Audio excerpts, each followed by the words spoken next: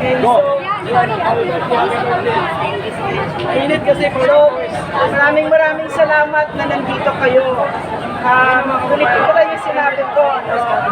Tamang-tama na Bonifacio Day ngayon. Kung saan tayo nakatungtong ngayon ay sa balikat ng ating mga bayani at mga akahit ng ating mga ninuno, kasi ang lolo ko lumaban sa Hapon yan. So malamang kayo din, meron din kayong ninuno na lumaban sa nanlulupig sa Pilipino. So ganon ang lahi ng Pilipino, ganon si Andres Bonifacio, at itinutuloy-tuloy lang natin yung pang-aapi, panlulupig, pangwawasak sa ating karapatan ng Marcos administration. Isang responsibilidad natin sa mga anak natin at sa saling lahing Pilipino na tayo ay lumalaban ng ganito. Kailangan marinig ng Pangulong Bongbong Marcos yung saloobin natin. Kung hindi, paano pa tayo naging Pilipino? So maraming salamat na lumalaban kayo at itinutuloy ninyo ang laban na sinimulan ng unang Pilipino na lumaban sa manlulupig. Ganon ang kasaysayan ng Pilipino. Napaka-proud ng history ng Pilipino. So, if you don't mind, babasahin ko na yung paborito ko.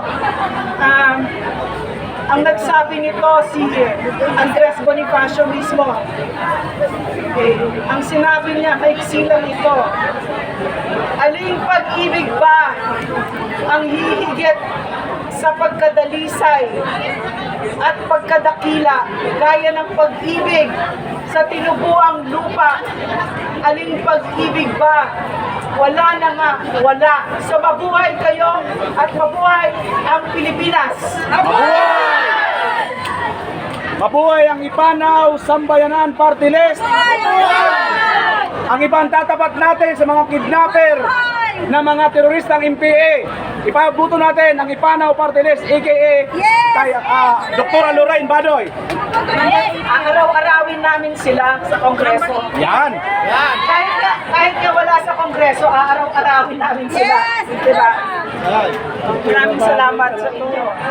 At wag na wag kayong maniniwala na wala tayong kapangyarihan. Ang dami nila. Mas marami tayo. Ang ayaw ng mapag-api ng mga gobyerno at estado ay yung makita natin na dihamak na mas marami tayo. So, wag na wag kayong maniniwala yung minamaliit yung mga rally natin. So, nagpapasalamat ako sa inyo, napaka-proud ko sa inyo.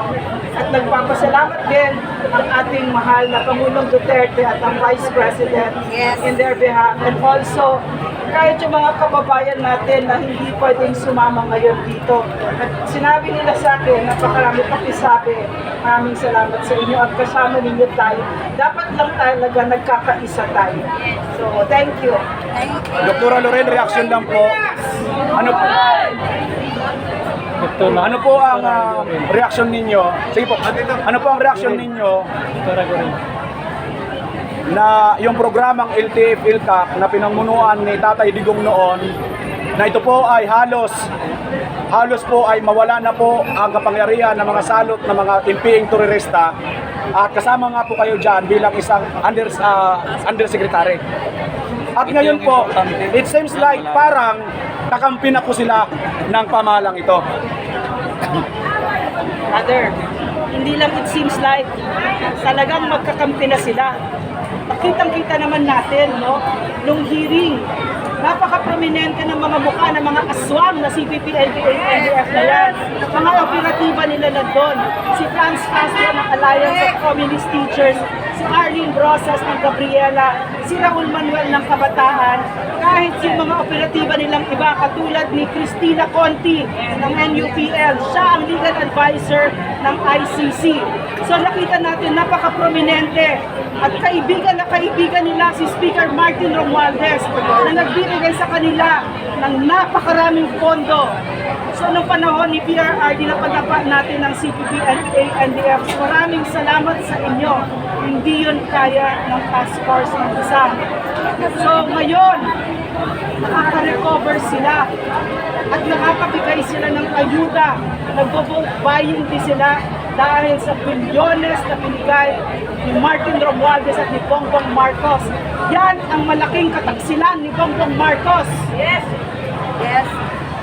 Gaano po kahalaga, Doktora Lorraine, na pangalagaan po natin ang kapakanan ng ating mga kabataan upang mapayapang makapag-aral at magawa po ng mga magulang nila ang kanila pong tungkulin para po mapagalagaan laban po dito sa mga imping terorista. Liwanag ako kung bakit ko ito ginagawa at sana kayo ay gayon din. 62 na ako, lagi na ako mamatay. So hindi ko ito ginagawa para sa sarili ko. Ginagawa ko ito para sa mga anak ko, sa salinlaing Pilipino and future generations of Filipinos. Yung ginagawa natin ngayon dito, mag-e-echo yan. Meron siyang epekto sa mga anak natin.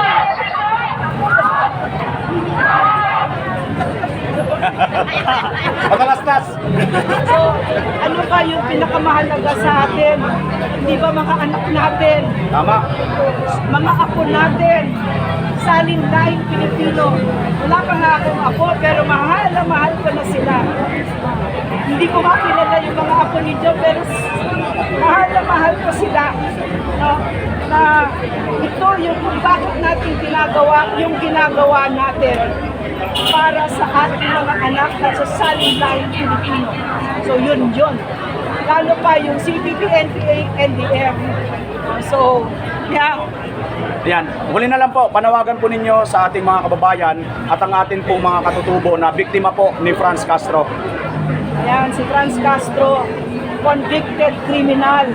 Hindi lang siya yun. O, bayan muna. Pag sinabi mo si Franz Castro, pakita yung confidential funds ng Vice President, yung pagpuntirya niyan, ang nag-isip niyan ay ang CPP, NPA, NDF. Bakit?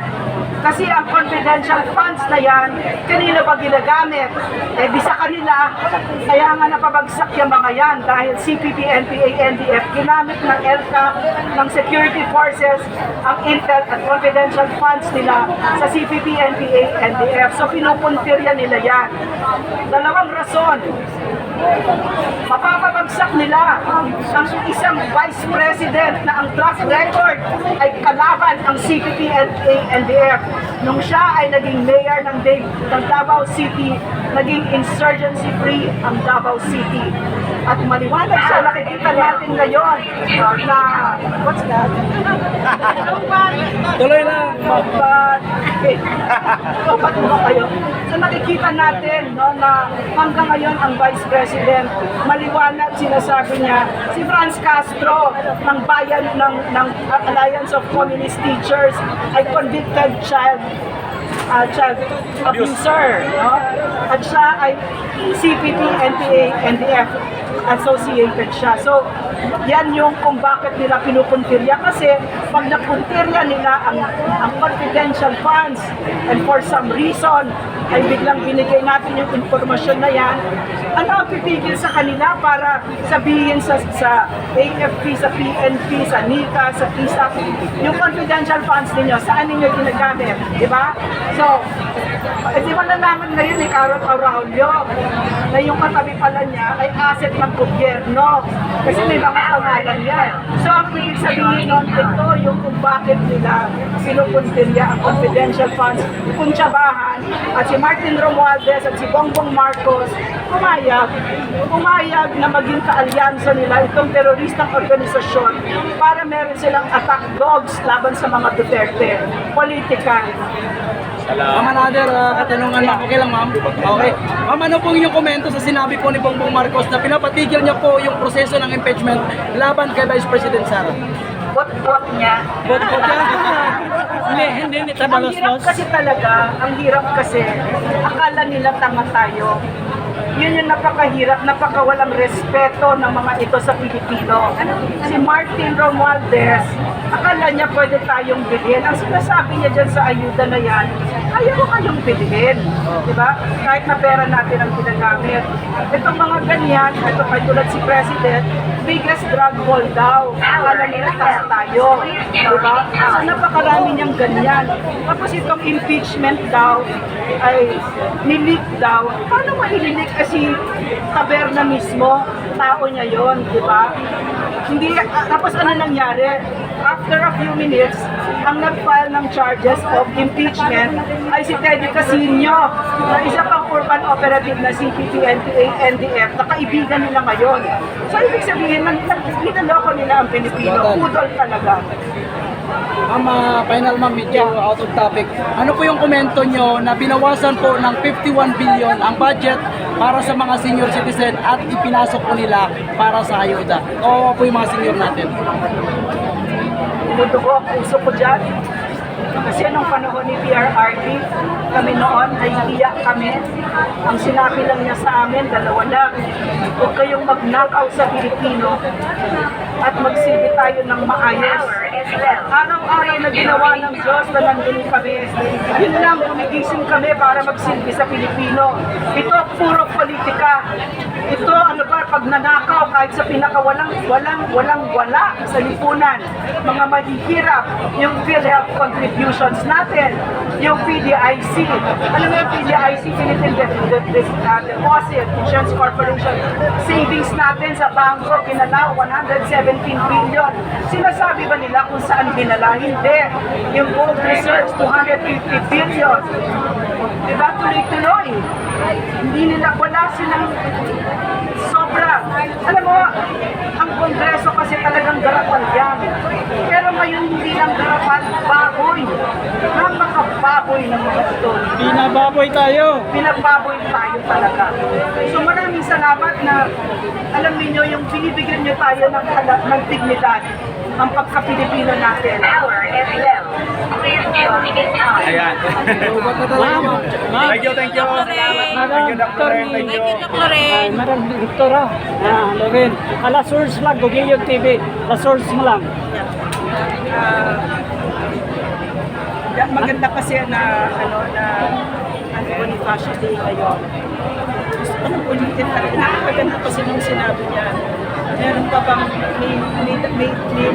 meron pa bang mas dalisay sa pag-ibig ng mas dakila sa pagmamahal sa bayan? Wala na. Ito na yon.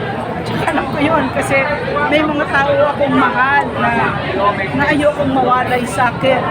Pero pag pinagpipilian ko, sila ba o yung bansa ko, So, maraming salamat kasi sana kayo din ang pipiliin ito.